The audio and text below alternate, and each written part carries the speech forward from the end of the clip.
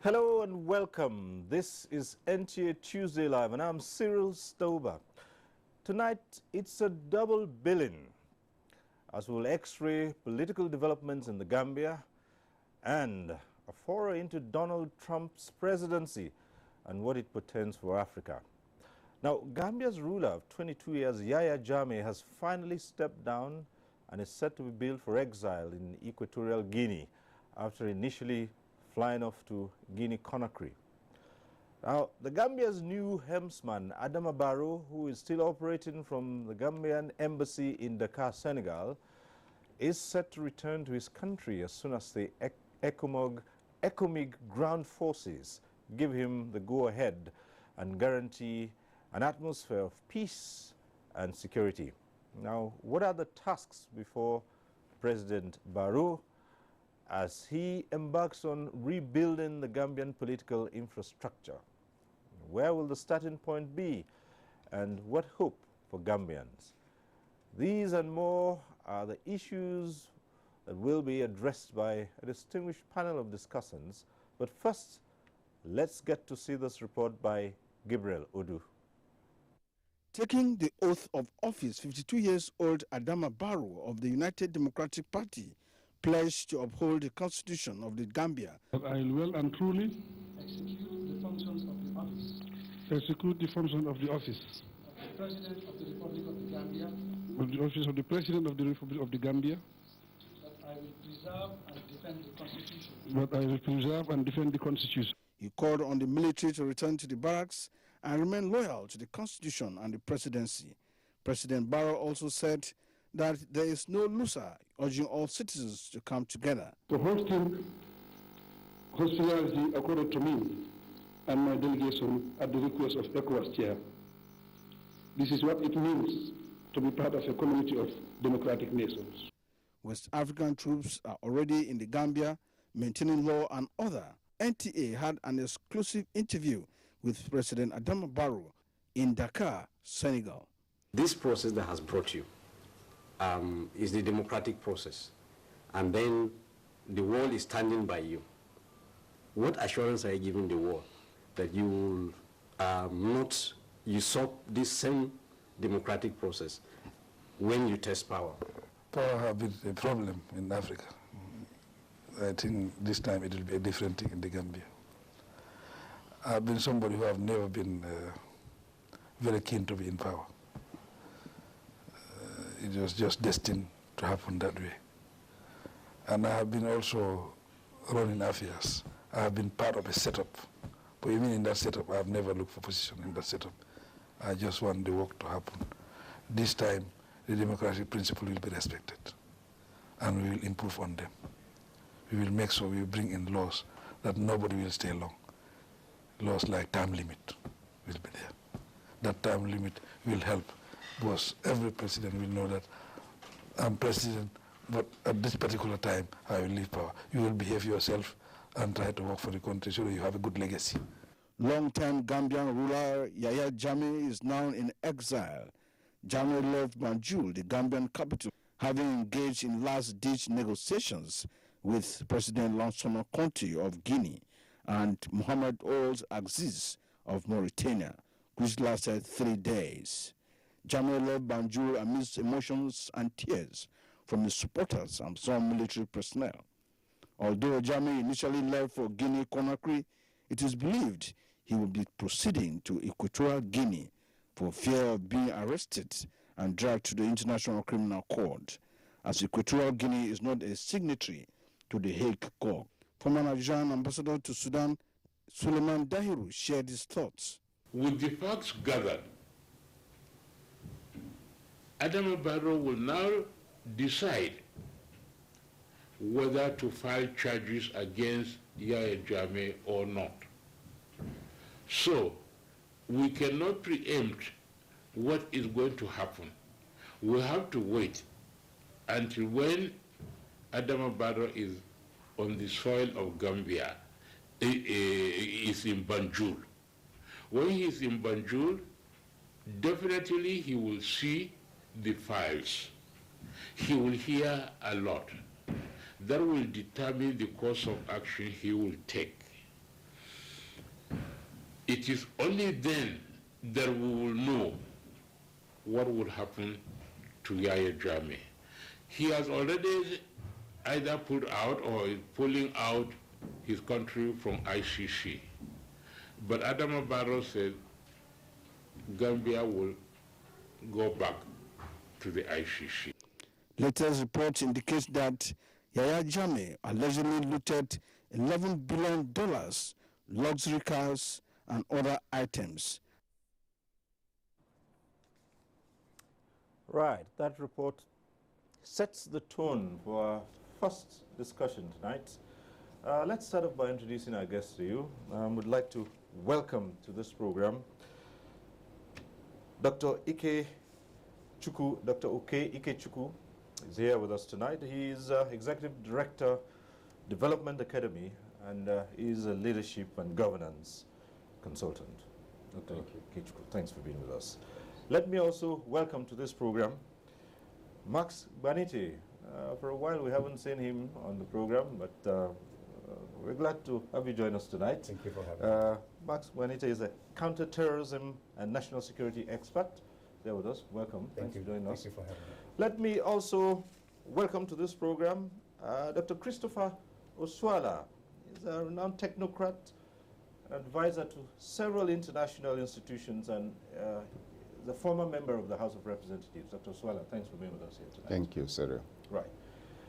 And joining us from Lagos Network Center is Professor Bola Akinteriwa, former Director General of the Nigerian Institute of International Affairs. He is currently Director General, Bolitag Center for International Diplomacy and Strategic Studies. Professor Akinteriwa, thanks for joining us tonight. Thank you for having me. Right.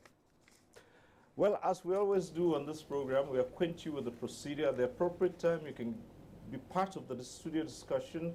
The various platforms will be on your screen. We advise you take advantage of them. For those who will be calling in, we say to you that when your call gets through, at the appropriate time, do us a favor, turn down the volume, reduce the volume of your TV set so that we can avoid the hurlback or echo. We also like to encourage you to go straight to the point. The best way to know your call has been taken, your name will appear on screen. And once you see your name on screen, it means your call has been passed through and you can go right ahead with a question or comment. We encourage you to go straight to the point, keep it short, and we always advise not to bother too much about the greetings. Just go straight to the point, and whatever issues you raise, I guess we'll be willing to address them. So once again, thanks for being part of Tuesday Live. Let's begin. This is our first topic tonight, and we're looking at political developments in the Gambia. Dr. Ike Chukwu, let's start with you. President Adama Barrow is currently in Senegal, the Gambian embassy in Senegal. What do you think is holding him back from moving to Banjul? Since Yahya Jammeh has finally left that country in deference to what happened. The answer to that question is fairly obvious. Before you enter a forest, you do a terrain analysis. There might be quicksand, wild animals, and dangerous hunters. So I believe that against the background of the president that just left, it's only reasonable that he gets clearance from the security forces on ground in order to get in. And also, more importantly, looking at the entire context of Gambia, is a country that has been under dictatorship for 22 years. I believe that if this election took place 10 years ago, Jammeh would still be president with how he reacted. But not after Arab Spring, not after there's a groundswell of global support for, respecting people's decisions. And yes, now he has left, but there are still issues on the ground. One of them is that in that 22 years, the citizenry has become accustomed to not being part of consensus building. The man that is taking over too is going to face a situation where the celebration cannot begin for two major reasons. Reason number one, he's going to walk into an environment where, if you look at the ethnic balances of the place, is a situation he has to manage very delicately. And also, finally, the national psyche is such that you have a president that's been around for 22 years. That means you've bred a generation of young adults who do not understand the democratic conversations. So this man is coming in. The good news for the world and for Gambia is that, look, for once, after 2 decades, the people's decision is being respected. Gambia is about to join the Committee of Civilized Nations in terms of governance rules. But the more major crisis is to use the experience of Libya and advise Gambia. Libya, Gaddafi was there for over 30 years. And so you had a country totally subject to the will of one man. And so when he left, every person became commander-in-chief in his own neighborhood. The current president must watch out and guard against this. Okay. So while acknowledging that for many Gambians, this might indeed be a new experience, there's still some caution here. Absolutely. A new experience that calls for extreme caution because it's an experience on which there's no reference template. Right. Max, well, Yahya Jammeh had to bow to the situation on ground. The ECOMIG multinational forces were on standby. Part of the mandate was to enforce the will of the people. Perhaps, seeing what was on ground, Jammeh decided to leave. But there are still questions being raised about one man having ruled for 22 years. And if Gambia is really ready for this new experience, and perhaps that might be why President Barrow is still waiting on the multinational forces to clear the ground for him to return to Banjul. Well, not only the multinational forces. If any country in ECOWAS knows Gambia or the security and the soul of the security of Gambia, it is Nigeria. Nigeria set up the equivalence of DSS in Gambia in the 80s. And as a matter of fact, a retired DG of the DSS was instrumental in putting that together.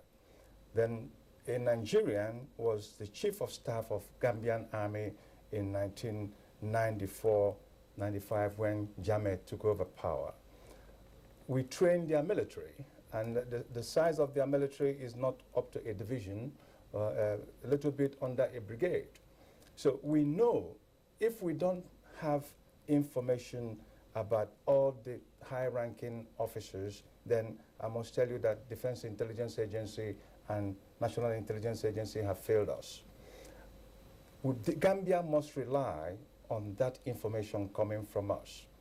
Now, a step forward. I admire Gambians in emulating the change that affected Nigeria, because that election was based on their own slogan, "We are tired." So the general populace said, "We are tired," after 22 years. And it became the mantra of the election, and that is what happened to Jammeh.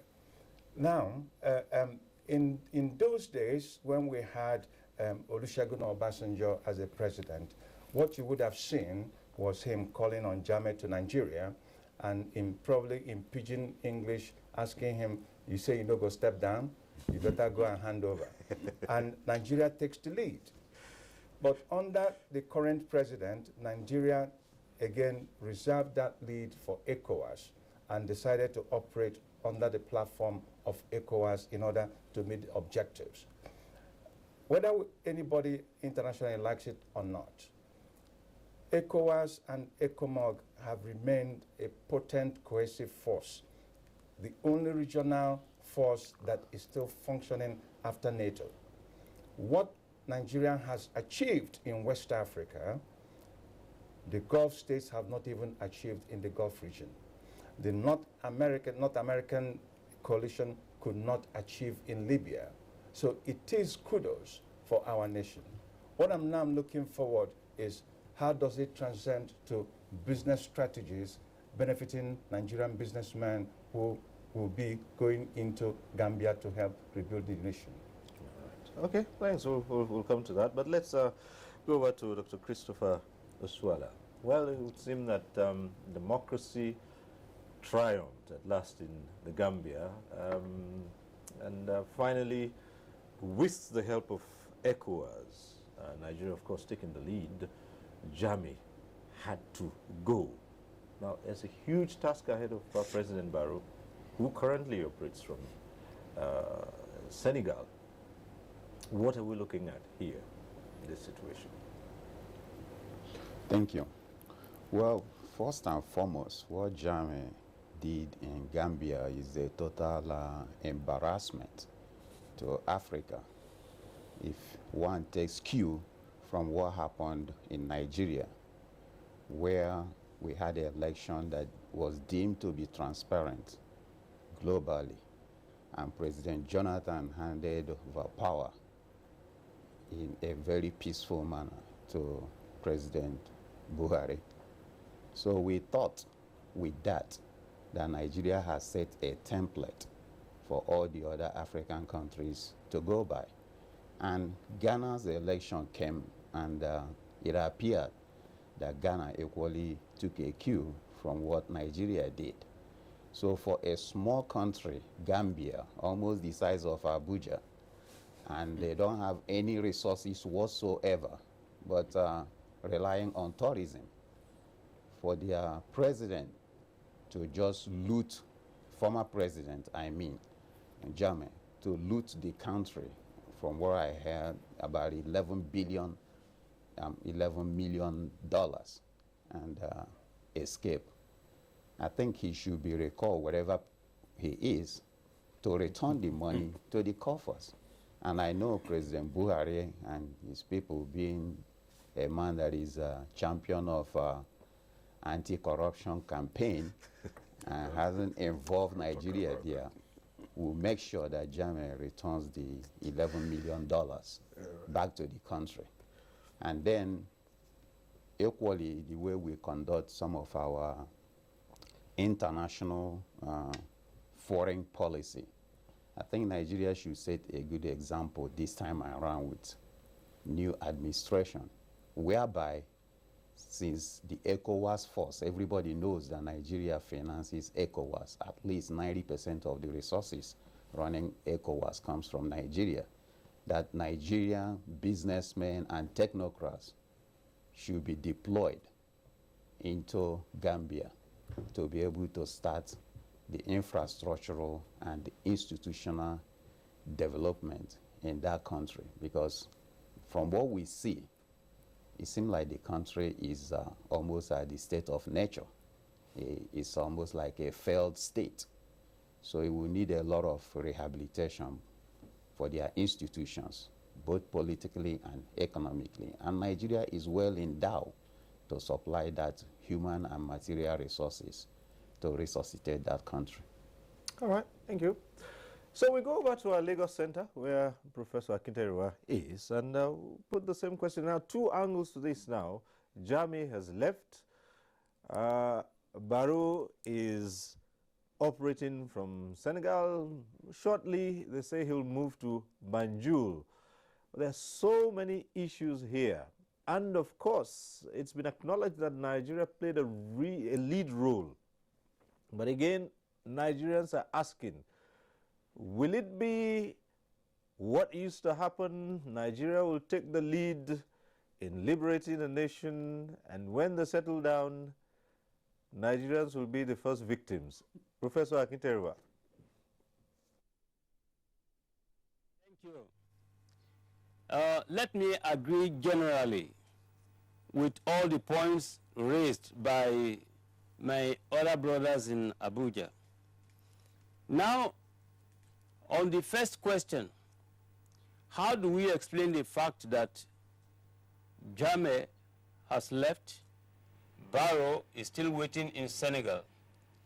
I think the analysis by OK and Christopher, they cannot be more correct.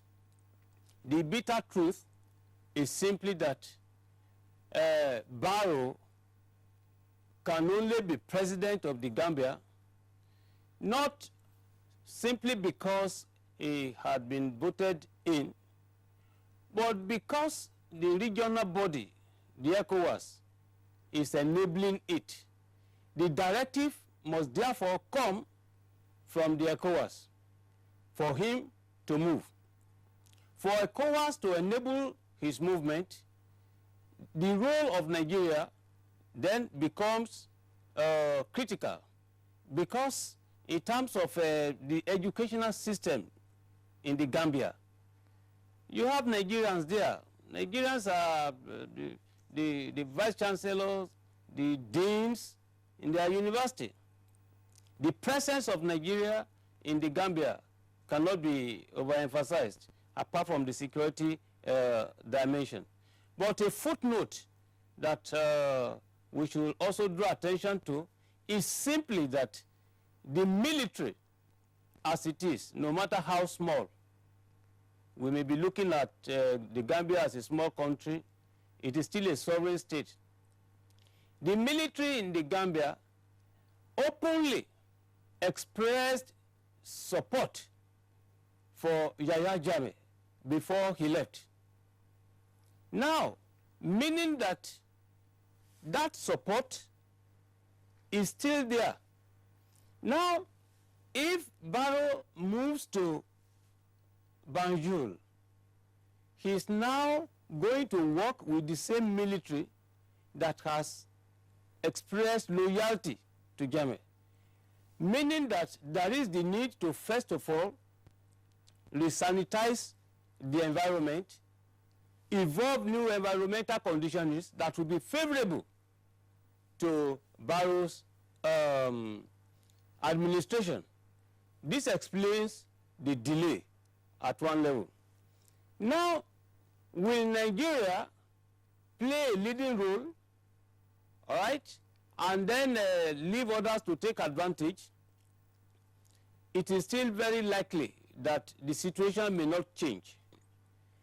The question to address is this: why is it that until now, either in Liberia or in Sierra Leone, where we had ECOMIG 1, ECOMIG 2, we've not been able to take advantage of that?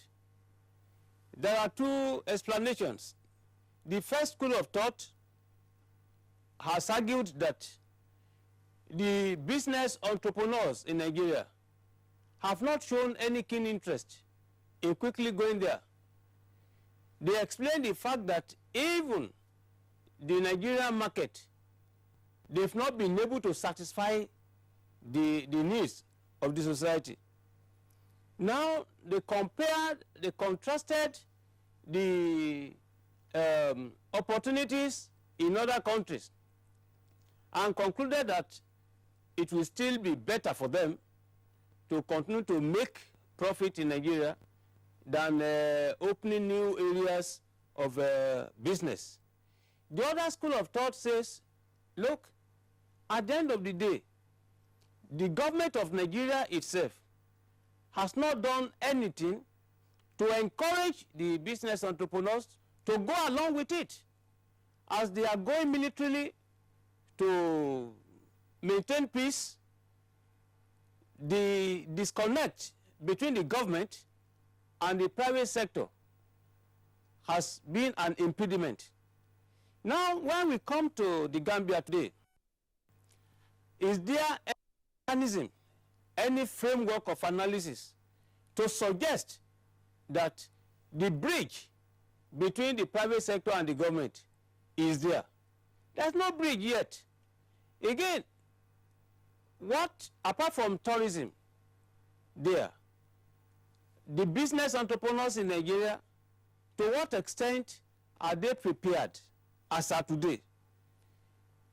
The Gambia itself is not secure. 22 years of stay of Yahya Jammeh, I ask the question, what have the African leaders been doing in the past 22 years about the Gambia? Is it that the African leaders did not know in the past 22 years that something was wrong? Is it when elections take place that African leaders will now see more clearly that there is the need to enforce democratic ethos. This is part of the obstacles to Nigeria being able to take advantage of what is happening in the Gambia. All right, Professor Akiterwa, thank you very much for that analysis. But again, Dr. Ikechukwu is here, and you had Prof's analysis of it. Yes. But even before going to the substance of his analysis, they say Jammeh has left with a lot of money. And my question is, has that money been in his briefcase all along? No. It is within the economies of the developed world. And so you see, first of all, the perfidy of the Western world in its interface with the rest of Africa. Now he's out, there will be an orchestration of an attempt to return money. They will talk about corruption and all the rest of it. $500,000 cannot move into any economy in Europe or the Americas without being tracked. They have all the records. So, and the Prof asks, where have the African leaders been for 22 years? And I ask, where has the world been for 22 years? Where were they when Mobutu was there? So it's a global conspiracy to sustain the economies of the Western world. Even when you look at aid, they say they will give you aid of 10 billion, let's assume. And you find that close to 80% of that money will be used to service their economy. Namely, they supply you what you need, they supply personnel, etc. But that's on the side. Just to make the point that the whole talk about is having looted money, let's not start getting excited. What we should be excited and worried about is who has been keeping this money. That person is much more culpable. You're a keeper of stolen goods. That's a more serious issue, you know. So now regarding the entire Gambian environment and the crisis of his tenure now that he's out, a rebuilding of the Gambian state and the issue of whether Nigeria protects his interests, let's note why it's always been so. Liberia and the rest of it. Whenever such operations begin, we are told this is a purely military operation. There are no purely military operations on this planet. It's always the military active operation becomes an extension of state policy. So when that happens, I know the history of ECOMIG and a bit of the scandal connected with it. People are interested in procurement. Bags of rice, slightly bigger than this cup, get recorded as full bags of rice. And so that transactional element of the ECOMIG operation dominates everything, and it doesn't occur to anybody that there should be a national interest element in all of this. So you go there, you do Big Brother without a clear sense of personal responsibility. The thing ends and your people are left stranded. Now the debate about interlink with the private sector, it's common knowledge. Money knows where to go in order to increase. So even if you hold all the seminars in this world, organize all the round tables on as much as you can, nobody is going to go there and put his money just because you've said so. But if you carry out all the campaigns against Gambia, private investors will know whether the place is viable. And we have ample experience in our own history. At the time the whole world was determined that Abacha was the worst man on the planet, Nigeria is a hopeless place and the rest of it, go and check the amount of investment coming in from France, I suppose the enemy, from the US. And these are people who have seen where money can be made. So the usual assumption that you bring the Nigerian state to call private investors, even as we're talking now, there are private investors making a lot of money in Gambia. The real crisis is the absence of a conversation at the level of strategy by government to say this is how we ought to go. Also, even the intervention. Yes, Barrow Jammeh is out. Nigeria led that operation. But the truth of the matter is also that Deputy Senate President raised issues about the constitutionality of that action, namely the deployment of national military resources without express or implicit clearance or consultation with the National Assembly. That's not an issue to be driven at this point, but the top point I want to make is that in respect of why we always suffer, we go there as Red Cross, really, and not as a sovereign state with interests of its own. Okay. All right, we already have our first call coming in tonight. From Borno State, Suleiman is calling in. Hello, Suleiman. Hello, Cyril. How are you? Go ahead. Thank you. I would like to chip in into this conversation. I would like to, first of all, I'd like to commend the effort of ECOWAS, ECOMIG, AU, and all other, bodies who support the democratical, setup in Gambia. It is quite commendable. Then I would like to also ask a question. To what extent are we going to, maintain that same discipline into our economy, security, and all other sorts of, possible correction within the Africa? So my question is that, to what extent are we going to maintain that same discipline of, maintaining Oh dear. Oh, pity we lost that call. But it would seem that we know where he was heading. To what extent? Well, we were able to take the lead and restore, democratic ideals in a country. Yeah. So, to what extent are we going to maintain that kind of? Well, Prof himself raised a salient point where we're African leaders. But African leaders have agreed not to intervene in internal crises of each other until someone in that particular country begins to cry for assistance. If the Gambians did not think that Jammeh lost this election, we would not be having this conversation. Jammeh would have still remained the president of Gambia, and African leaders would have gone to sleep. We have seen it in Kenya, we see it in Zimbabwe. So who are African leaders for that matter? And that is why I think the regionalization of leadership, especially the ECOWAS factor and the ECOMIG factor, and the jointness between Nigeria, Cameroon, Chad, and Niger have shown the world how terrorism is actually fought. And we have become an example on lessons for the world.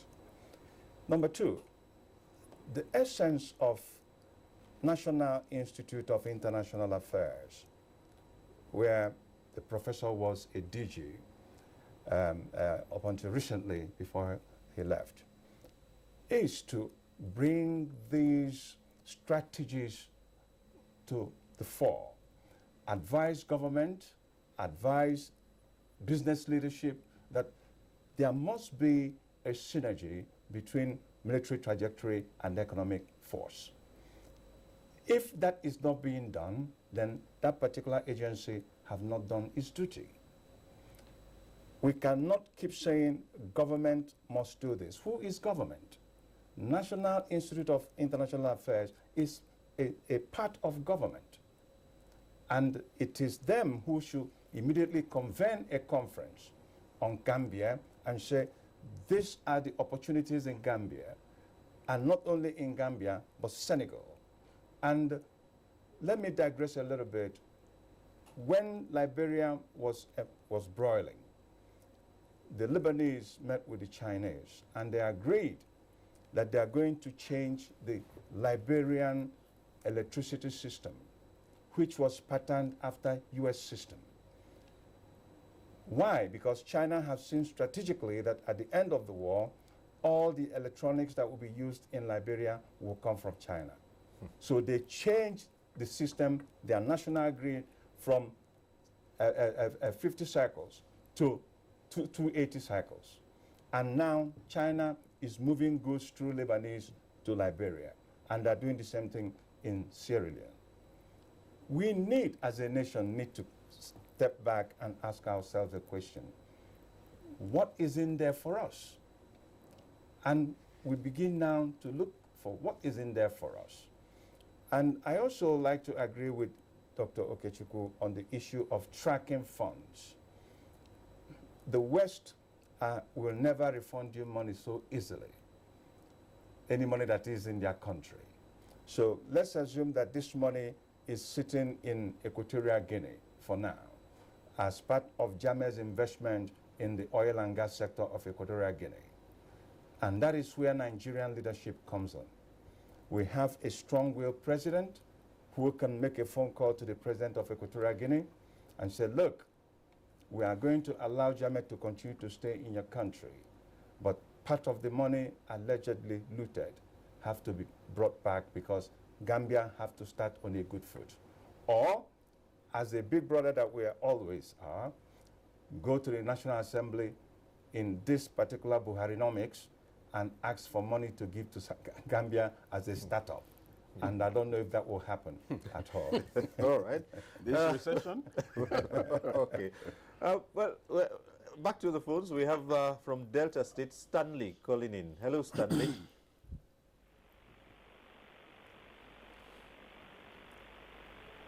Hello? Hello? Yes, go ahead, Stanley. Hello? Oh, Mr. Cyril, good evening. Yes, good evening. Go ahead. Hello, good evening. Good evening. Go on.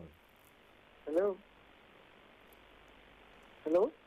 Yes, Stanley, go ahead. Your name is on screen, Hello, I good suppose, so go ahead. All right. I want to start by commending the panel. Sorry, I want to commend the panel who are listening to this evening on this issue of Gambia. Now, I want to start by saying that what the professor said, that is this the right time for the African countries to intervene on the issue of Gambia?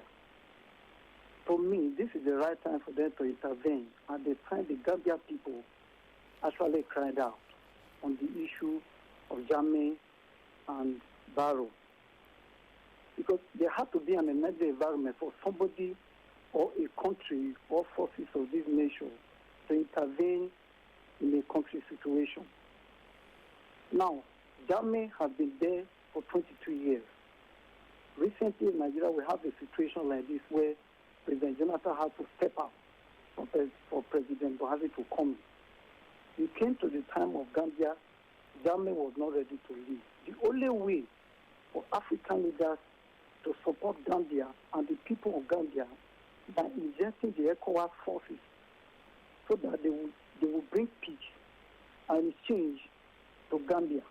That's for that. Then on the issue of the $11 million missing right now, one of the analysts said that the money is in somewhere, possibly the Western world. Yes, that is right. Somebody brought information that the 11 million naira is with Jammeh, left Gambia with Jammeh. Yes, the money is in somewhere. The African leaders can find a way to get back the money wherever Jammeh is. It should be recalled. If it cannot be recalled, there should be a way to get it. Gambia needs this money to move ahead.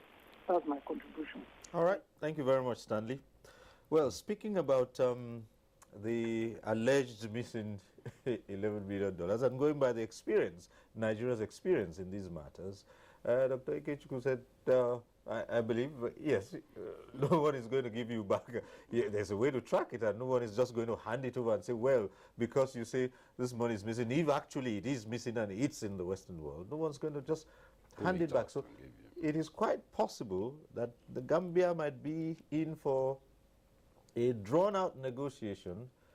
And would you see what Mark suggested happening, that Nigeria would play a big brother role again and say, well, while this is on, take this. And that's seen that Nigeria itself, for the past 20 years, has still been trying to recover some money which was taken to the West illegally. Well, I don't think that President Buhari will go to National Assembly and request for any fund for Gambia. The reason being, they say charity begins at home. We Nigerians, majority of Nigerians, they need empowerment, they need palliative measures as a result of this recession. So it would not make political sense for Nigeria, having sent our soldiers to liberate the government, and then for us to now try to fund it. There are resources in Gambia that they can use. Yeah, like the other discussants have said, that the process might be long, but it's not an eternity. The fact that it's long, the present government now should engage. And then there are people in Nigeria, some experts, some technocrats that were involved in working funds back to Nigeria, the looted funds. So the knowledge and how to do that is already residing in Nigeria. So they can now, this is part of transferring that knowledge. Now there is knowledge transfer. We've done the military transfer to rescue the rightful government for the Libyans. So if they want now, they have to solicit for that human resources. This is how Nigeria now can present Nigeria first, by sending our first 11, the guys that who can go there and do the work. You know, whether the legal teams, people that are involved in financial forensic examination and tracing and all that. We have the human power and the material resources to be able to assist Gambia. But we can't hand money, cash, over to Gambia, because Nigerians equally need that cash for our own infrastructural development. Okay. It is always said, you know, before you remove something in somebody's eye, at least you have to take out that one in yours. Maybe Nigeria has a log in its eyes in terms of economics. In our national budget, there is an allocation for the presidency that such interventions can be done. Yeah, but the question is whether it's an advisable intervention. It's not that it's no money, but the point is for which good purpose, and for what purpose. You know, is there any guarantee that when the money goes to Gambia, that it will come back to Nigeria with interest? Because we have to put Nigeria interest We're not first. giving Gambia a loan. All right. We are giving them aid. Yes, aid. Yeah. Like we do receive well, from as other they would say, countries. physician, heal thyself. Yes. Right. Okay, let's go back to the phones. We have Bright calling in from Bielsa. Hello, Bright.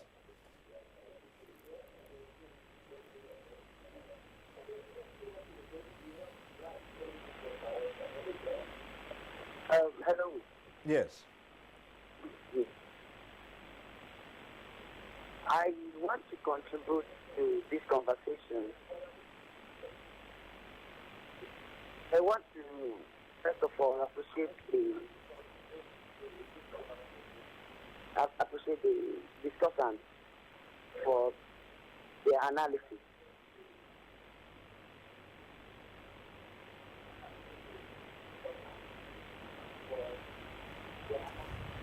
Yes, Bright. Go ahead. You can agree with me that the Gambia has allowed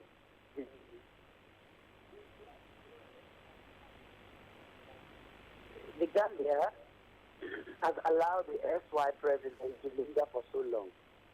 I want to believe that the problem is an African problem and not just the Gambia.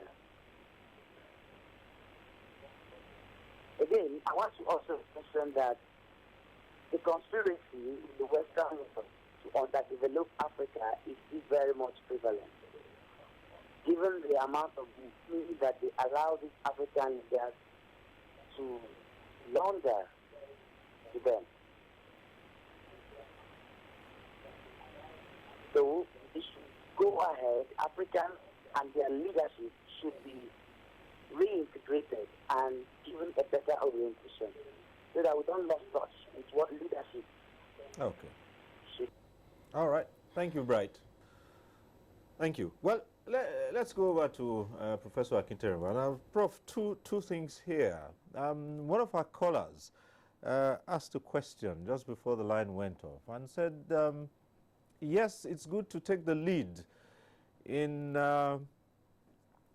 entrenching certain ideals in other nations. But to what extent can we, as a people who like to take the lead in entrenching those ideals, to what extent can we imbibe such discipline and do the same at home? And another part is, well, President Barrow is talking about a Truth and Reconciliation Commission. Do you see that happening, and to what extent can that help Gambia out?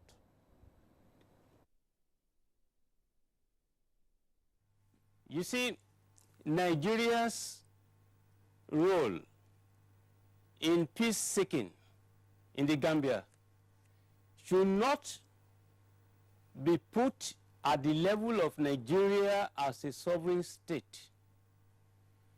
Nigeria is acting on the platform of the ECOWAS in particular and the African Union in general. First of all, when we ask the question, to what extent can we go? To what extent can we also imbibe what we are trying to preach?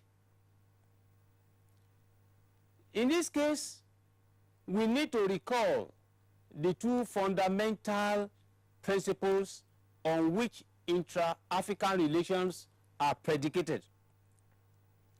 The first one is that the African Union Charter provides for intervention. It's no longer the old story according to which there is no interference or intervention in the domestic affairs of other states. There is a clear provision for intervention in the domestic affairs of another country. Contrary to the old provision in the OAU Charter, the constitutive act of the current African Union provides for it. There is also the principle of subsidiarity, according to which the 5 regions and therefore the 5 regional bodies, wherever they exist, they are supposed to handle all critical regional issues. It is only when and only when they are unable to find an enduring solutions to the problems they have that the matter could not be referred to Addis Ababa, all right, to the Assembly of Heads of State. So when we are talking about the Gambia, it is not only that the Gambians are complaining about their political commitment, political will being stolen. It is also because of that same complaint that the African Union is giving support to the ECOWAS to ensure that the problem does not degenerate.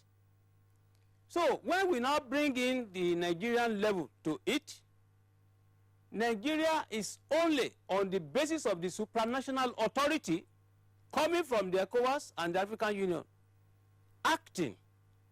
So when we also raise the issue at the level of the National Assembly, whether or not the National Assembly should provide money, approve of it, and so on and so forth, the argument is neither here nor there. On the one hand, if we are looking at it as Nigeria, I will agree with the submissions of my brothers in Abuja perfectly.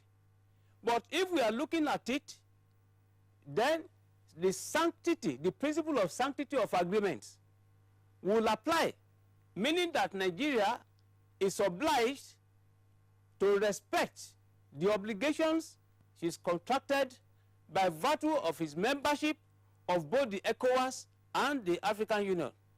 Perhaps more importantly, you see, the issue of the Gambia as explicated by those who called, as well as by Dr. Oke, they are tenable, quite tenable. But you see, where the problem Nigeria is faced with, when we are now looking at imbibing the virtues, you know, I think it was Victor Waifo in one of his songs who said, "Do what I say, not what I do." All right. He's only summoning. He's preaching the ideal. But he recognizes the fact that, well, he may not be a good person per se, but he's preaching that we should do what is correct. So in the context of Nigeria and the Gambia, Nigeria being the leader of the delegation, Nigeria and Ghana is a two-man mediatory team. And by virtue of the fact that we have many Nigerians in the Gambia, in fact, there is no the Gambia without the Nigerian. All right, so they are there. So whatever policy Nigeria is adopting, it affects Nigerians directly there. So in this case, we must look at Nigeria's interest as a sovereign state, then Nigeria's interest within the framework of multilateral politics. All right, Prof, we'll ask you to pause a while. We'll return to you in a moment or two because we have Sani who's been waiting on the line for quite some time. We'll return to you on the other matter of the Truth and Reconciliation Commission in just a moment. But let's hear from Sani, who's calling in from Abuja here. Hello, Sani. Hello, good evening. Yes, good evening. Cyril, good evening. Good evening. Yeah, I just want to make one statement. I don't have to talk to me. Yeah. Oh dear, oh dear, oh dear. We lost that call from Sani, but Sani, you try and call back, and hopefully the lines would work better. But let's return to Professor Akintanewa in Lagos. Now, the other issue we raised was to do with the proposed Truth and Reconciliation Commission. Do you see that as something that would benefit the Gambia? Yes, I think it's a desideratum. It is desirable. In fact, it is indispensable for just two main reasons. The first main reason is that the main problem underlying the crisis is that Jammeh initially accepted defeat without grumbling. He already accepted and even invited Barrow, all right, to come for transitional meetings.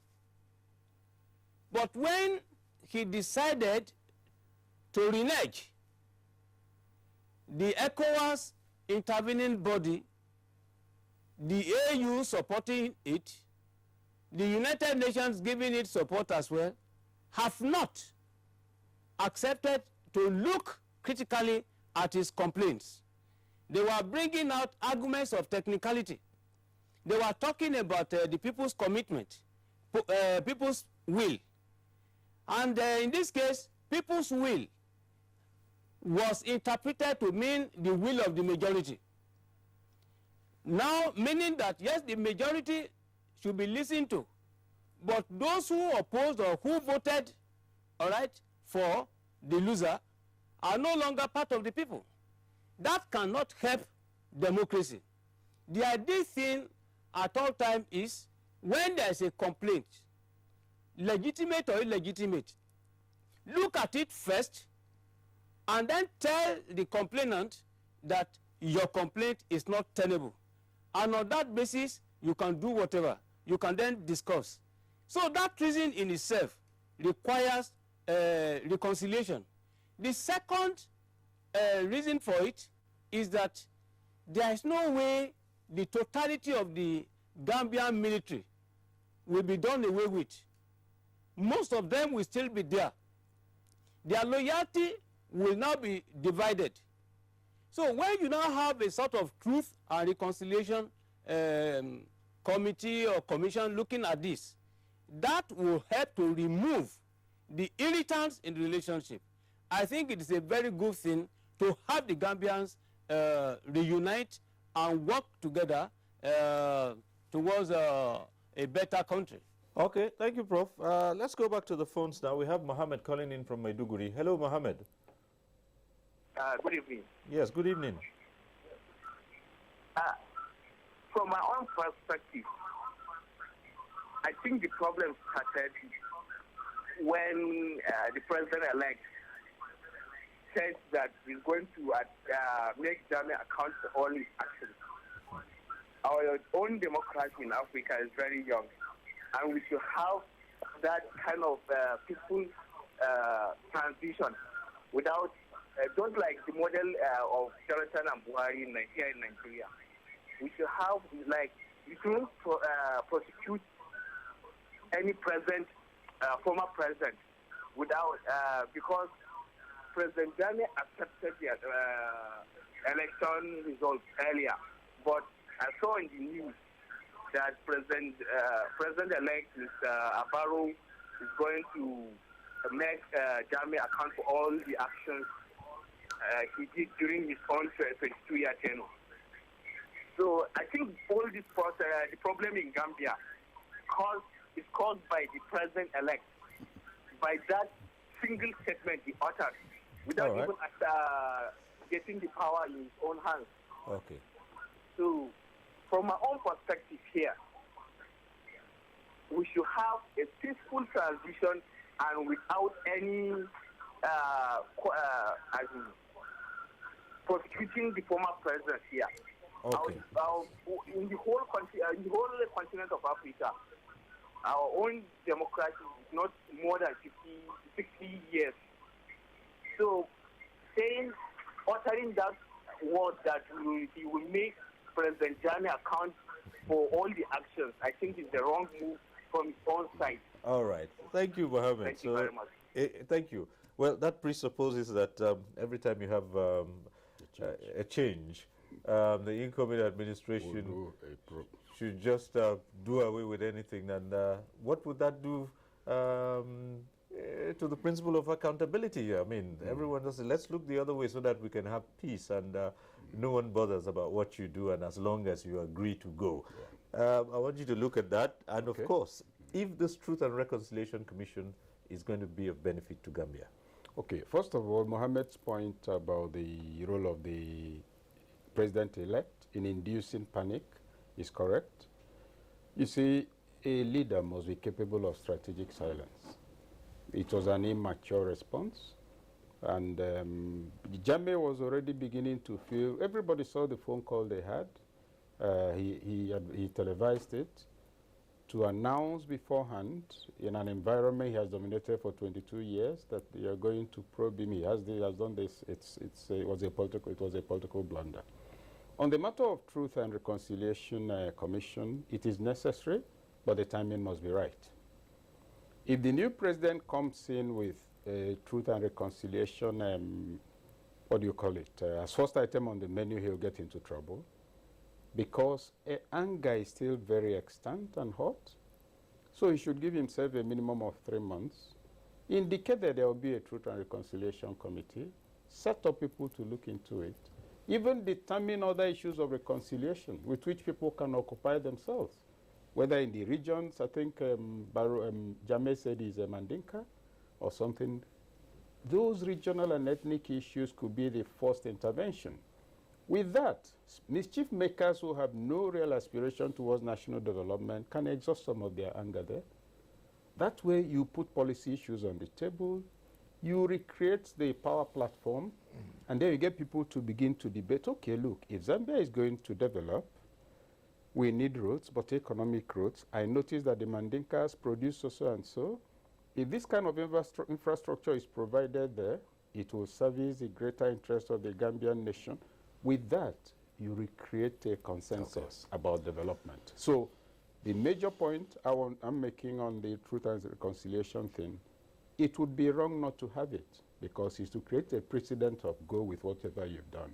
But you must time it well, you must structure it well. Yes, but back to the issue of keeping mum on whether you're going to hold past leaders to account or not. You think that's history? We should just adopt that and say, well... No, it's not keeping mum. Strategic communication. Namely, here we are. I want to take your pen from you. Right. And as I walk in, I announce that I want to take your pen. You take the precaution of keeping it to your left hand, which is further away from me. I don't need to alert you. That's the point. Okay. All right. Well, Max, quickly. you see this reconciliation would not serve as a distraction? And do you still think that the military in the Gambia can still be a threat to President Barrow? Military anywhere is a threat to anyone in power. Okay. And that is why Nigerian military has a serious role to play, besides ECOMIG forces, because we trained the Gambian military, we trained the Gambian security agencies, we trained the Gambian police. So we need to go in there. We know all the actors that are there. The officers we know. We have dossiers on them. We are now going to go in and find out who is loyal to Jammeh, if he can be converted to, again, show loyalty to the incoming administration. You don't go in with vindictiveness, where you're going to say, we're going to punish officers who probably were under economic duress to say that they support Jammeh in the first place, knowing that he's about to leave. So you have to have a balance here. And like Dr. Kuchuku said, there must be a strategic implementation in your communications and utterances.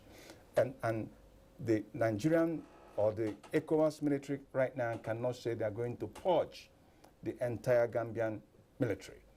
But you do it systematically until you begin to rebuild. In terms of the truth and reconciliation, if it is done with fairness, then it can succeed like that of South Africa. But if you're going to do it the way we had our Oputa panel here, it will not succeed at all. Okay. Well, Dr. Swala, some say, well, a Truth and Reconciliation Commission, this would be, opening up old wounds and allowing these wounds to fester. And some say, well, in the long run, it might not serve any useful purpose, because what you're going to do after that? Well, well, thank you. It is always said that one should seek the truth and pursue it. I think Truth and Reconciliation Commission, no matter how it's done, is still to further unite the country. That has to be the main objective. It's not to divide the divided country. So in that sense, I think it should be pursued. But it should be pursued without prejudice. Like some of the panelists have equally said, you don't have to go there to fisher people to victimize them. You have to have the national interest at heart about unifying the people. But if I equally should make a point, that was already stated by one of the callers, I believe it was Mohammed, about blaming Barrow for speaking out.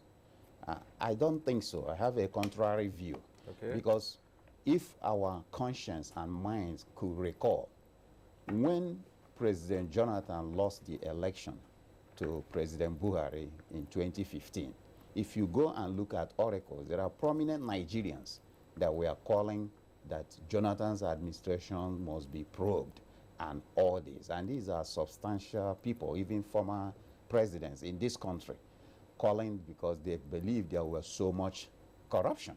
And at one point, President Buhari, being president-elect, said that he will look at the issues. He will probe and fight corruption. Right. So I don't think criticizing, because they say clear conscience fears no accusation. Okay. If Jammeh was, felt that he had ruled Gambia for 22 years, and is transparent and he has some level of accountability, in terms of how he ruled the country, that shouldn't make him get frightened, okay, about being probed. He would have said, I welcome this. Okay. Thank you. All right, thank you, Dr. Swala. Well, time for us to take a short break now. When we return, we'll be moving away from the Gambia, the political developments in the Gambia, and we will be looking at another equally new administration, this time the United States of America, with the man, President Donald Trump of the U.S., his emergence as president, and what his foreign policy portends for Africa. Already we've seen the new president take some steps. When we return after this break, we'll be asking how will this affect American-Nigeria relations and indeed American relations with the rest of the world. Stay with us on NTA Tuesday Live. We'll be back shortly. Nigerians. Our fearless officers and men of the Nigerian military are winning the war against Boko Haram. Today, all occupied territories have been recovered and Boko Haram has been degraded. Our affected brothers and sisters are getting their lives back. However, they are now after you and me. In our mosques, churches, schools, motor parks, markets, entertainment centers, and public gatherings. Be vigilant. Be security conscious. Report suspicious persons, objects, and movements to the police and other security agencies. The security of our nation is a duty for you and me. Nigeria unite against terrorism. This message is brought to you by the Federal Ministry of Information and Culture. The struggle for independence had been a long and tough one. Our founding fathers and compatriots sacrificed their comfort and even shed their blood. We cannot at this point in history afford to spirit away their sacrifices for immediate but temporary gains of today. Let us emphasize what unites and not what divides us. Working for the unity of purpose with a stronger vision for a better tomorrow. NTA, growing with the nation. Nigeria, the only country we can train with remarkable potentials to excel.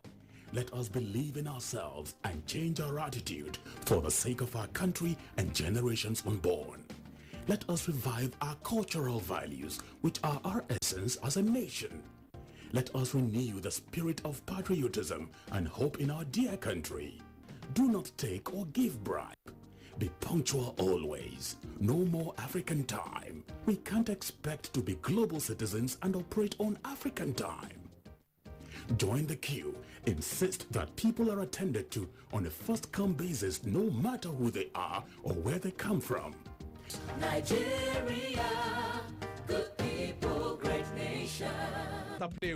Make you report any crooked person, object or wakajube movement to police and security agent demo. The security of our nation now work for all of us, plus including me and you. Nigeria, make we unite against terrorism. Now, Federal Minister of Information and Culture bring on this message.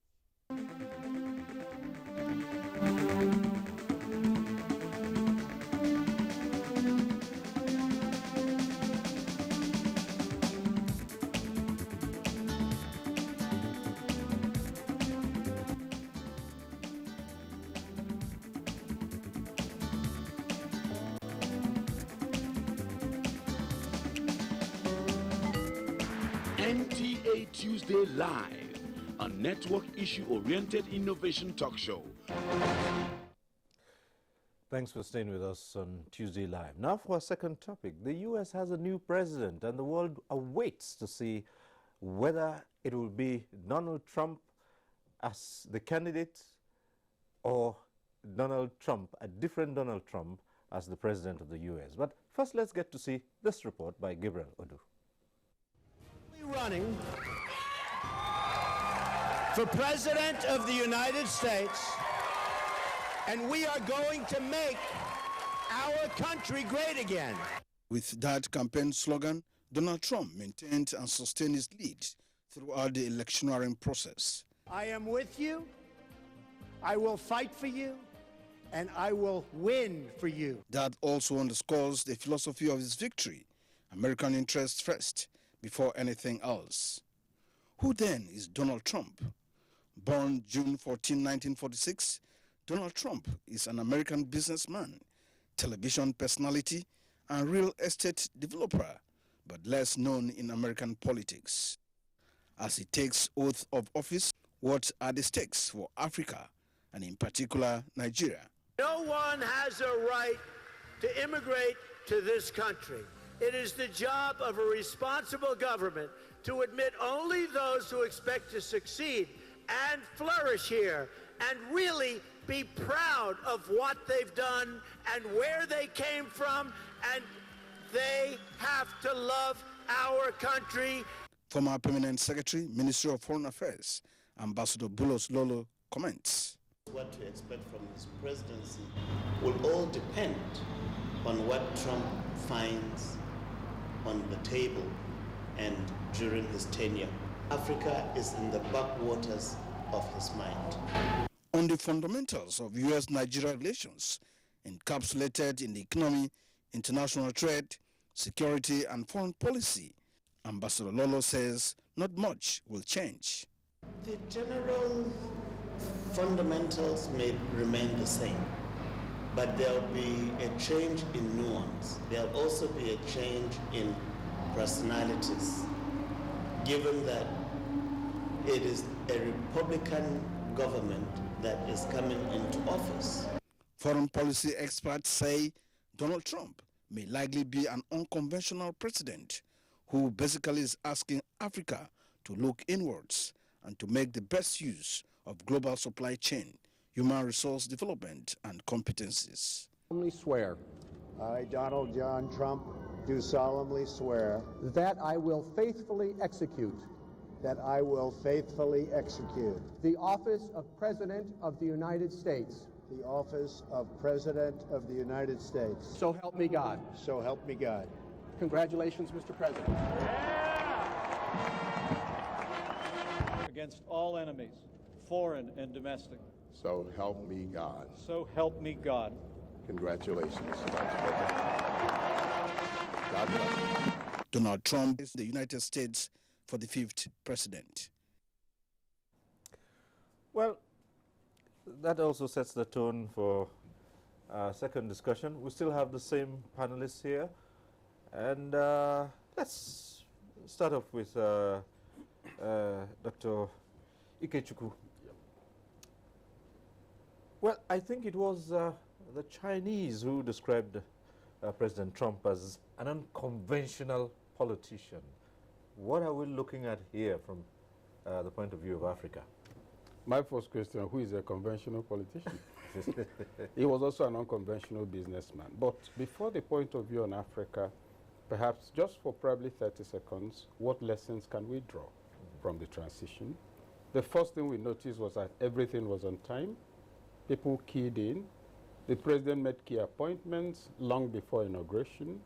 At the time he took oath of office, he had the full complement of staff already in place.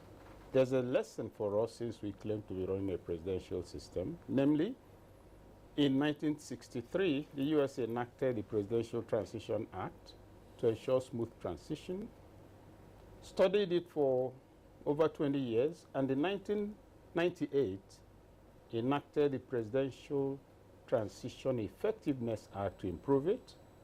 Still the same 98, another law requiring that if the president is sending nominees for appointments, like ministers, he attaches their qualification and the portfolio. Here, we screen people and then somebody with a degree in engineering may end up in charge of women affairs, and somebody with a degree in Igbo may turn out to be power minister. Now, these are lessons for us. What we saw that day was not magic.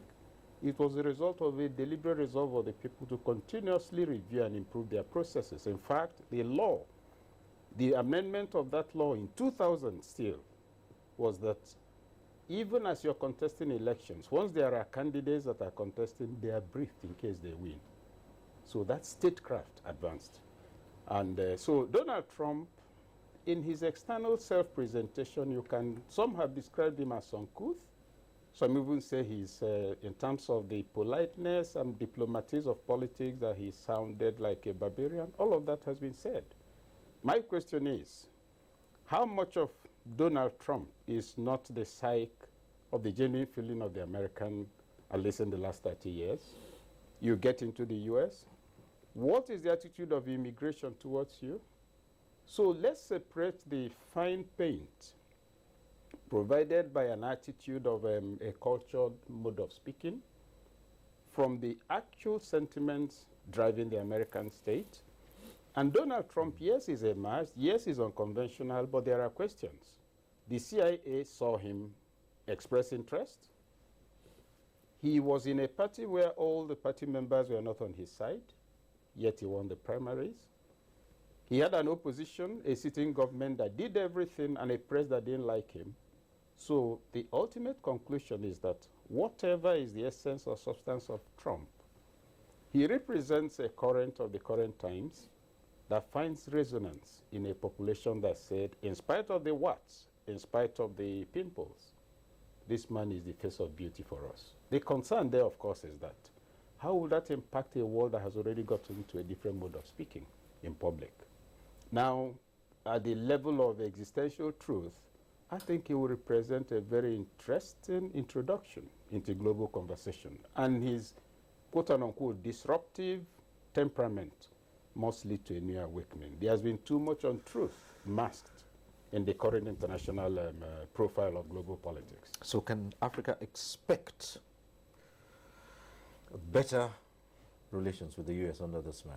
When you speak of better, he spoke about the kind of people he'll admit. And I'll ask us, how many of us will welcome brigands into our families or in the boys' quarter?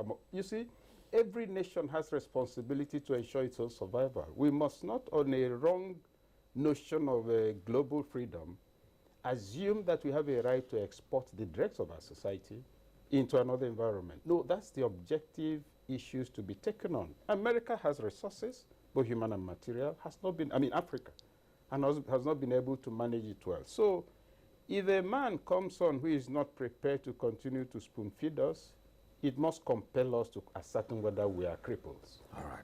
Okay, thank you. Already callers have started getting on to this part of the this second topic. We have Vincent calling in from Anambra. Vincent, let's go on to you. Good evening, sir. Yes, good evening.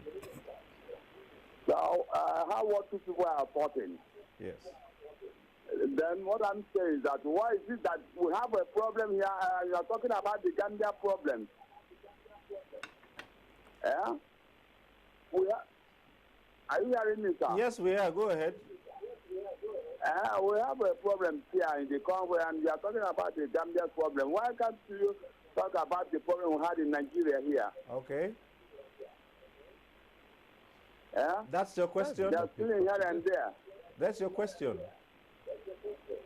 Right. Yeah, what I'm saying is that if there's charity begins at home, yes, and if charity begins at home, we'll talk about we are just hungry everywhere. Okay.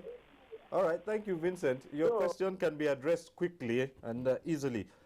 If you have been a constant watcher of this network, the NTA, Nigeria is always on the screen, and not only on Tuesday Live, on virtually everything that we do on NTA, from news to all our programs, it's all about this country.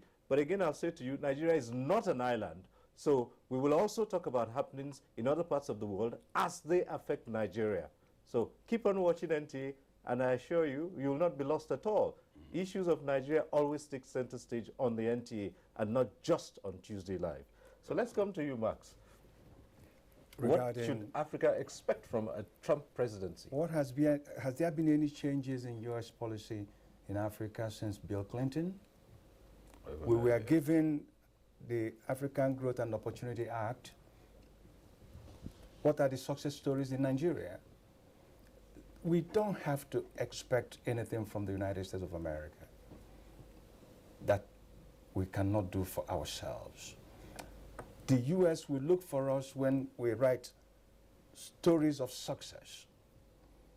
Let me take, for instance, in the fight against Boko Haram. Up to some point, they denied us opportunity to use U.S.-made equipment because they thought we were not serious about fighting that war. When we demonstrated the leadership and the jointness with the regional forces, and they saw what we have done. Just a couple of days ago, the director of United States Defense Intelligence Agency came to pay courtesy to the CDS and shake hands and say to Nigerians, we'll give you kudos for what you have done. That is US for you. US is not looking for weaknesses. US looks at Nigeria as a leader not only in West Africa, but in Africa. And there are expectations of us.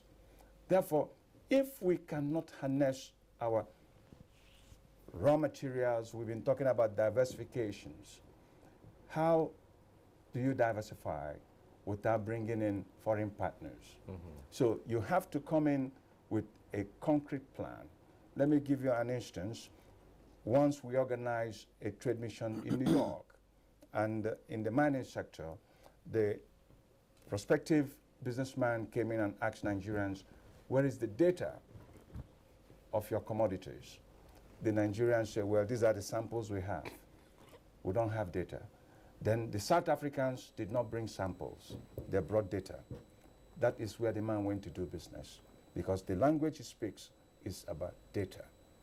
What are the mineability? What are the quantities on ground? What are returns on investment? And not just mere sample. So I like Donald Trump's emergence as an unusual, an uncouth, but dynamic leader for America.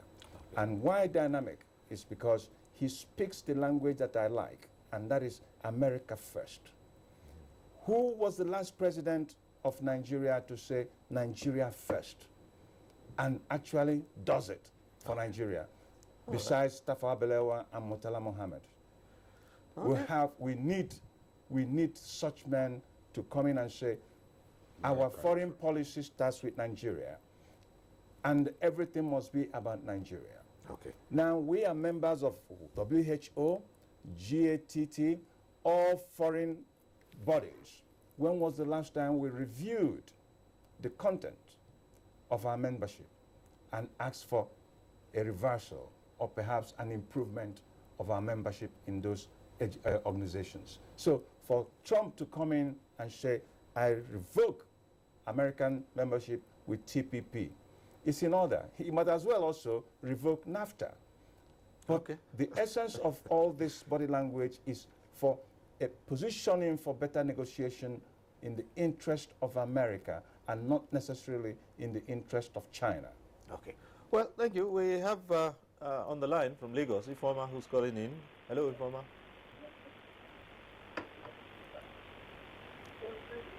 Hello. Good evening, sir. Yes, good evening. Go ahead. Hello, good evening, sir. Good evening. Go ahead. Hello. Oh, dear. Good evening. Yes, Ifeoma, your name is on the Good screen, evening, so sir. go ahead. Good evening. Go ahead. Concerning the new president in Gambia, Oh, dear. what will we do? Okay. Okay. What I want to say is that the new president in Gambia Yes. should retire all those senior officers in army and police Okay. and promote the new ones who will work with him, All so right. that they will listen to him and there will be peace in Gambia. Okay. So that he will be able to rule very well. Okay, thank you very much. Right, thank you. Well, unfortunately, we have moved on from the topic of the Gambia, but thanks for calling in, and we've heard your comments about the situation in the Gambia. But turning back to what African, particularly Nigeria, should think about the Trump presidency, going by a few steps he's taking so far. Dr. Suala. Thank you. Well, I don't think Nigeria is a priority for Donald Trump. If you go by his utterances, prior to becoming president during the electioneering campaigns, all Donald Trump cares about, as he has continued to see, is something that will benefit Americans. And we actually should equally take a cue from that. It's almost like we have to ask for what will Nigeria benefit in any engagement that we go, and equally follow through it and make sure that Nigerian interest comes first. That's the propaganda that propelled Donald Trump into power, by preaching to Americans that they will come first. But looking at that, besides that, there are other issues about Donald Trump. It's not only by saying America first, because if the world will recall and everybody goes into their trenches and say we first, it's like turning the clock backwards about globalization. The essence of globalization is still to make progress, and that other progress comes from global unity.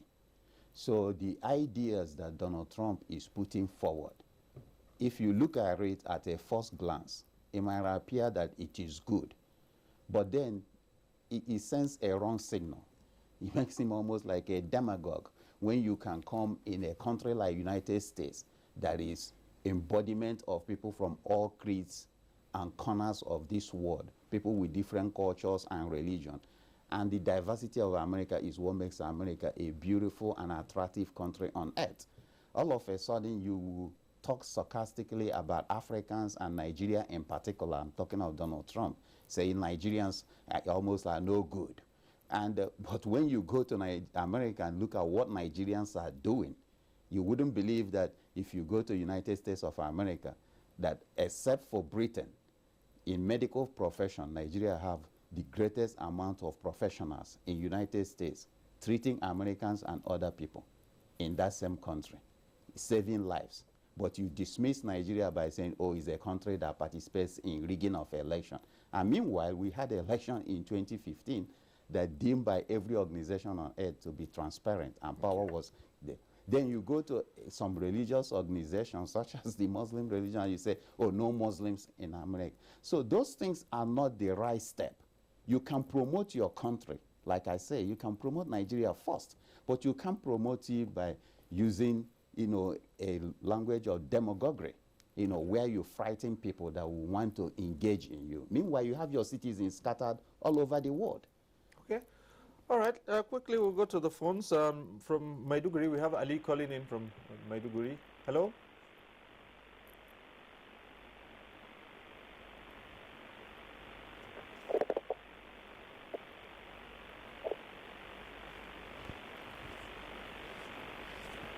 Hello, Ali.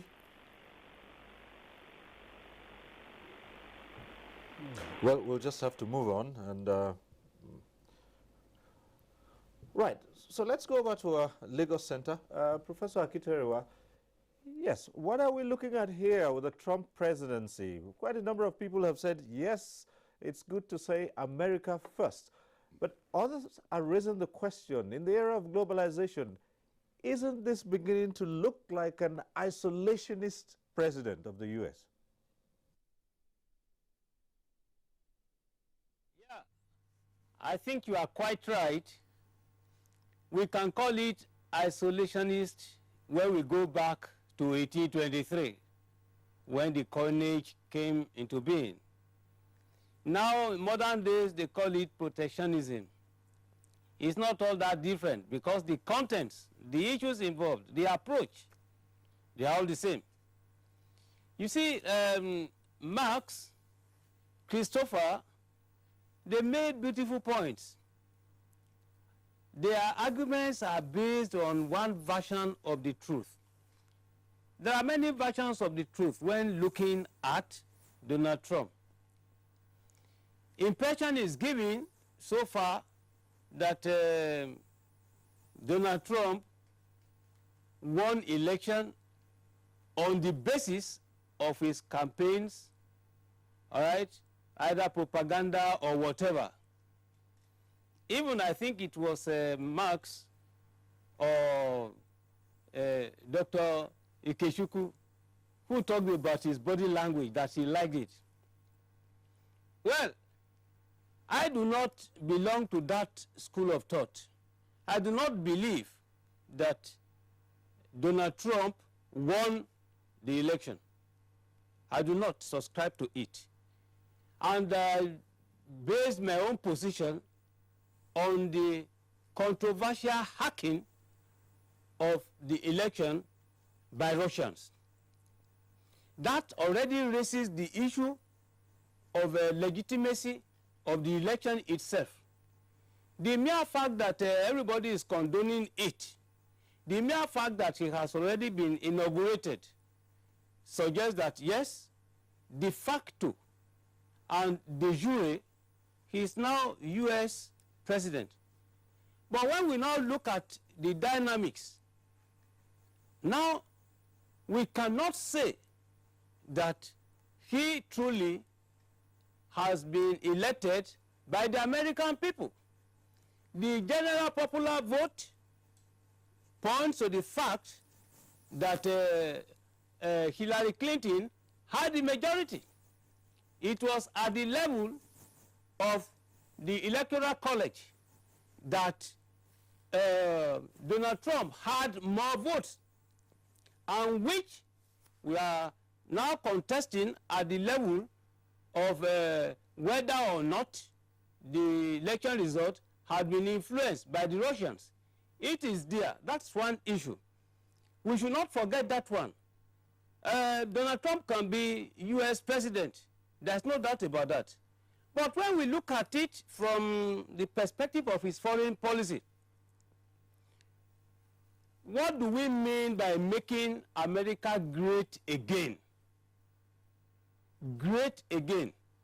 The implication of that is that there was the time when the Americans were great. Before the election of Donald Trump, America is no longer great. And they now want to go to the status quo ante. All right? Bringing America to the status it lost. Now, how is he going to do that? I am positive here that, first of all, if we admit of the hypothesis that America was great, yes, America was great simply because there were some other countries that were subservient to its greatness. There is no leader without followership. The second point is that there are two approaches that have emerged from the attitudinal disposition of Donald Trump. The first one is that he believes that the greatness of the United States can be achieved again by, I repeat, by encouraging, all right, destabilization elsewhere. What do I mean by that? Destabilization, for instance, Donald Trump supports Brexit. What is Brexit? Brexit means the withdrawal of British from the European Union. Anywhere, any country is great and powerful, capable of challenging the United States. Donald Trump has the undeclared agenda of weakening that country. So anywhere you have a strong opposition, the strategic calculation of Donald Trump is to weaken that country. That is the first point. And when you look at it from the perspective of Nigeria, the IPOB, Indigenous People of Biafra, IPOB supports Donald Trump basically because of this position that Donald Trump stands for the disuniting other countries. Donald Trump is talking about self-determination, and IPOB is talking about self-determination. So when we now have, for instance, records say that representatives of IPOB were invited to the inauguration. The extent to which that one is correct, I don't know. But we read it. So if, for instance, IPOB was represented at the inauguration, then that means that Donald Trump necessarily has the agenda of eventually coming to see how to empower the IPOB in Nigeria. That's one foreign policy consequence. When you want to look at Russia and China, it's the same story. Now, what is happening? Making America great again simply means, all right, disempowering, weakening others to enable, I repeat, to enable the survival of America. The superpower status of the United States is currently being challenged by China and Russia. So this is the issue. And we must now sit down to review our strategic calculations about especially those who are in romance with America. I think Dr. Christopher and Marx made a beautiful point earlier on that what is it that we are going to gain from the U.S. That it's not a big deal. I quite agree with that. We aren't going to gain anything because the U.S., when they are assisting us, all right, it is in expectation that they will gain more from us. During the Boko Haramist struggle, Okay, all right, Prof. Let's see how the the reactions on this side of the discourse will be. Dr. Ikechukwu. Yes.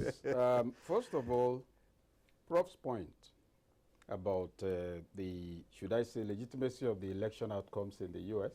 Well, for me, there's no debate there. All right, but first, because he's de facto president. Second, because the process that brought him up is the process endorsed by the Americans. All right, but let's. It is within their electoral system, and that it is the electoral college that decides. Okay. Just like if you have a council of kingmakers, all of us are from the same community.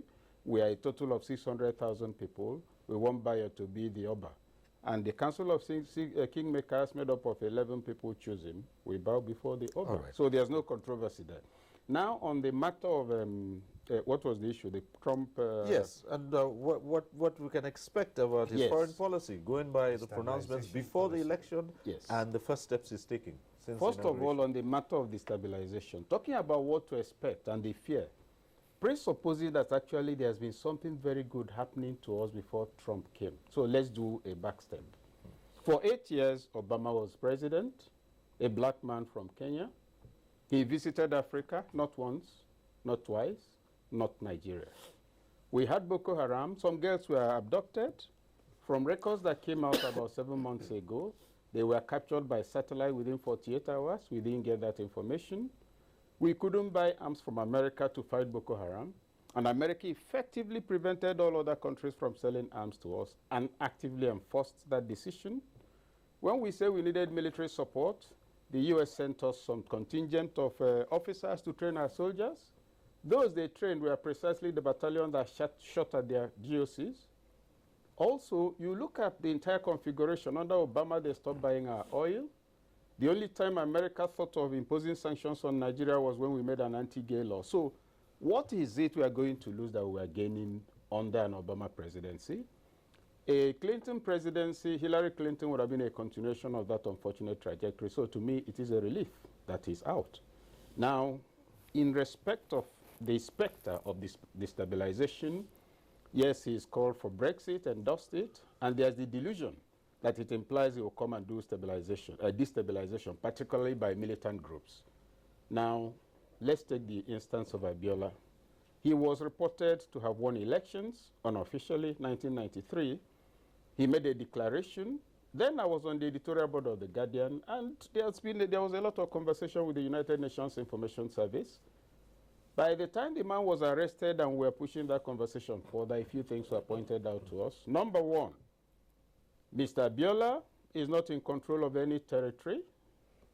There are no persons in Nigeria being killed because they are loyal to him. He made a declaration, went into hiding, and they caught him. If you're saying America should come and help, you're actually asking America to come and invade a sovereign state. So there's no basis for engagement here. So the Trump presidency will also lead to a demystification of the delusions of those who think he's coming here. No. If, like Prof mentioned IPOB, yes, IPOB is an expression of frustration of a people, but more because there's also a lot of unemployment and deprivation. Now, to assume from that there's a structure effectively taking over is a different matter. All of these things have to be structured sufficiently to hold a conversation. If it becomes impossible, for instance, to contain IPOB, you must be constrained to listen. True. Now, the assumption also is that destabilization is necessarily bad for all countries. Czechoslovakia was together until recently.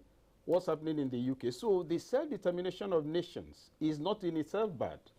The fact that we were used to Brexit, was it not the people who voted? The government assumed that it has superior understanding of the interest of Britain, and so went to a vote. It discovered that, to its shock, that the people it was ruling actually had a different perspective on the matter. So for me, Trump, coming after a presidency that represented everything that would not and would never have held the Federal Republic of Nigeria, let us see what he has to offer. Quite apart from the fact, he's talked about destabilization. Did we think of destabilization of values that accompanied also the last presidency? So in sum, Trump is on the seat, de facto president. Whatever he's bringing along, we're going to see. But one thing is certain, he's going to compel new thinking in global politics. Right. So, Max, some of the worries have been expressed about certain conventions and protocols, which, from the first actions the U.S. president is taking, people worry that it might also extend to others, in which Nigeria as a country and Africa has interest. If Nigeria is destabilized by the United States of America, it's only because Nigeria allows it to happen. Therefore, we must do whatever it takes to make sure it doesn't happen. I allowed Prof to have his personal opinion on the issue of influence of the election by Russia. It did not affect the votes. If Russia hacked and were able to play on the psyche of Americans, and the Americans in the blue states and decided to vote red, and the Americans in the deciding states of the rednecks, that we call rednecks, decided that Donald Trump, as Dr. Okechukwu has said it, irrespective of the whites and pimples, is the beautiful face they are going to have. And they voted for Trump. Right. If we leave the issue of the elections, and coming back now to policy, determining, yes, policy. America first. Look at how China is shaking at the moment. Now, what did Donald Trump do? Donald Trump made a phone call to Taiwan to speak to the president of Taiwan. China didn't like that. China is dominating the international community right now with its own policy. China is a superpower by its own convention. So America wants to be sure that they rattle China. And how do you rattle China? You look at your trade balances with China. What is US selling to China? And what is China selling to US? And how does that balance itself? Is US moving its factories to China? Since Richard Nixon, that is what has been happening. So Donald Trump is making moves to bring back these industries back to the United States of America. So you can't fault that. You cannot fault a president that says that his leadership starts with his nation. And I don't think it is protectionism or isolationism. And just recently, the Secretary of Defense, Mattis, said without equivocation that US remain committed to NATO. So people who thought that Donald Trump's emergence may mean withdrawal of US from NATO are disappointed. But again, before the election, his pronouncement is also not NATO. He said that NATO have begun to pay for the protection of its territories. All right. And there's nothing wrong in saying that. Okay, Dr. Swala. What is the... Yes, well, the thing is, the thing now is there are also some conspiracy theories going about by the pronouncements he made when he went up to the CIA headquarters. That's talking about oil now. And yes, Nigeria is trying to diversify, but oil still remains its main commodity. And people heard a new U.S. president say perhaps the Americans made a mistake by not keeping the oil when they went into Iraq, and by saying perhaps they might have a second chance. Now, a lot of people, analysts, are interpreting that to mean he might stir up trouble in the Middle East once more so as to shore up oil prices, which he would need to rebuild the infrastructure and provide the jobs he promised in the U.S. Now, how would that impact on a Nigeria that still, to a large extent, depends on oil?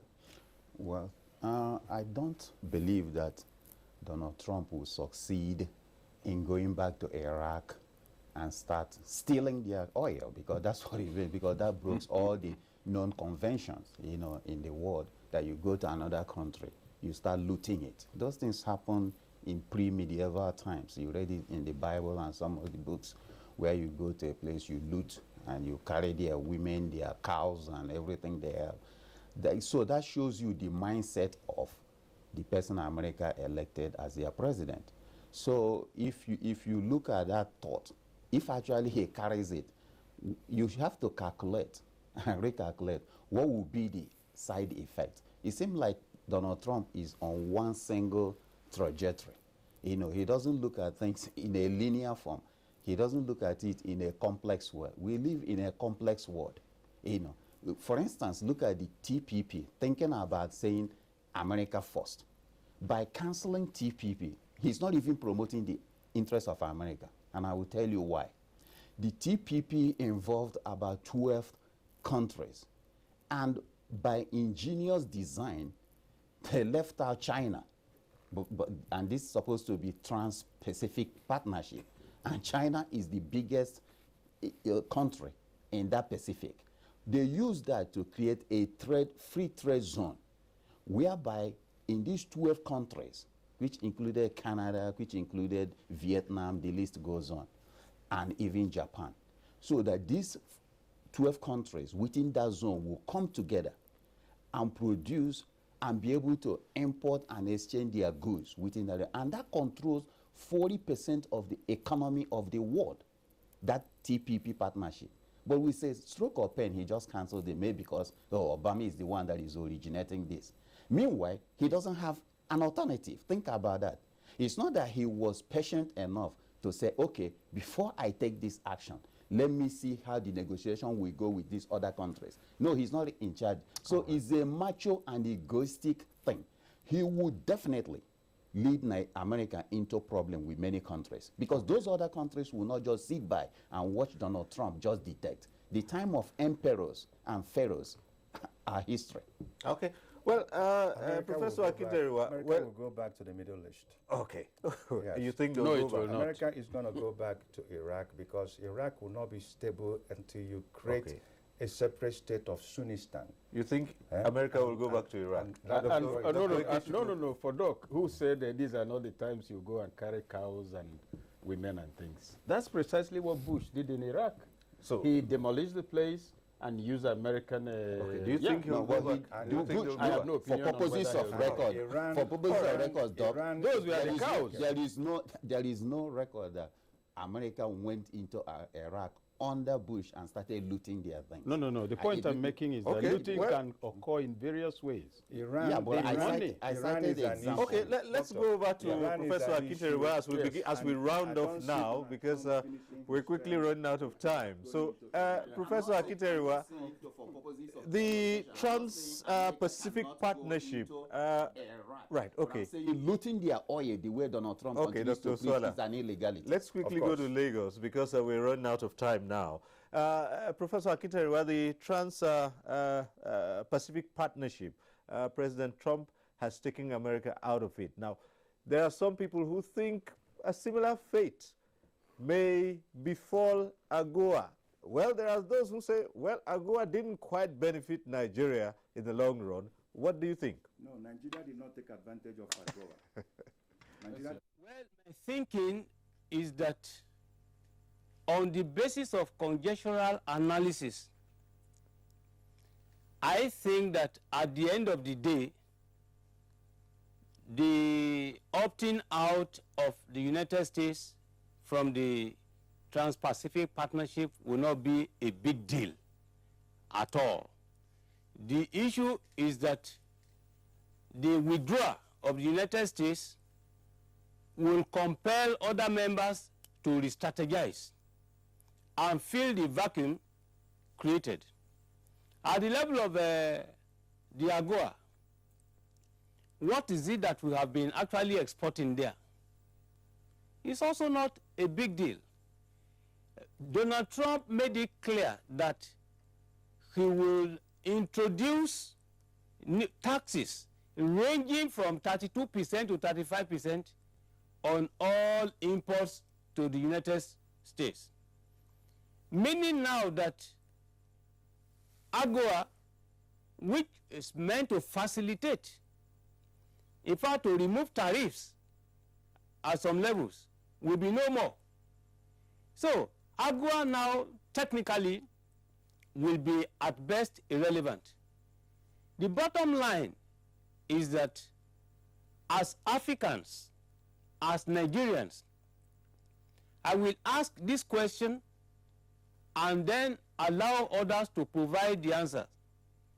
The question is at the level of the Gambia. Nobody has been talking about what happened on December 30, 2016. And that was the underreported coup d'etat in the Gambia. Jammeh was still there. Now, Gambians in diaspora came, but they couldn't succeed. They escaped to the embassy of the United States to seek political asylum. Now the issue is that we have international interferences in the domestic affairs of African countries. Donald Trump is likely to continue to be an instrument of that. We need to be more careful.